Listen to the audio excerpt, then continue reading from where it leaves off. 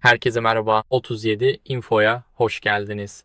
Bugün Xiaomi Helly Bronze'un çevrim dışı sorununu nasıl çözeceğinizi anlatacağım.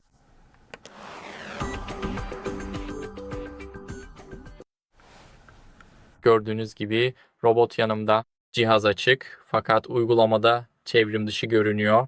Bu durumda yapmamız gereken şey buradan gidip cihazı basitçe sıfırlamak. Şimdi size göstereyim. Buradan cihaza gideceğiz. 3 noktaya basıp aşağı kaydıracağız. Şimdi cihazı sil seçeneğine tıklayacağız. Tamama tıklayın ve şimdi işlem yapılıyor. Şimdi cihaz kaybolmalı ve şu anda yapmamız gereken şey cihazımızı almak. Hemen alayım ve burada gördüğünüz gibi çok önemli olan iki düğmemiz var. 7 saniye boyunca aynı anda bu düğmelere basılı tuttuğumuzdan emin olmalıyız. Ta ki robottan sıfırlama yaptığını ve şu moda geçtiğini belirten bir sesli onay duyana kadar. Wi-Fi bağlantısı sıfırlanıyor ve ağ yapılandırma moduna giriliyor. Ve şimdi ağ yapılandırma moduna geçti. Şimdi tekrar yerine koyabiliriz ve artık uygulamaya ekleyebiliriz.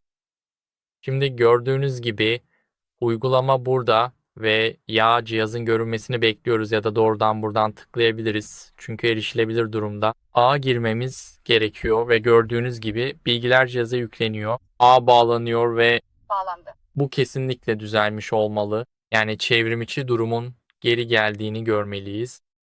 Cihazda tekrar her şeyi yapabileceğiz ve gördüğünüz gibi şu anda yükleniyor. Başarıyla bağlandı. Şimdi tabii ki başarıyla bağlandı. Şimdi odaları ve cihazın isimlerini seçiyoruz ve gördüğünüz gibi burada karşımızda. Şimdi kabul edelim. Bunu atlayalım ve bağlandı.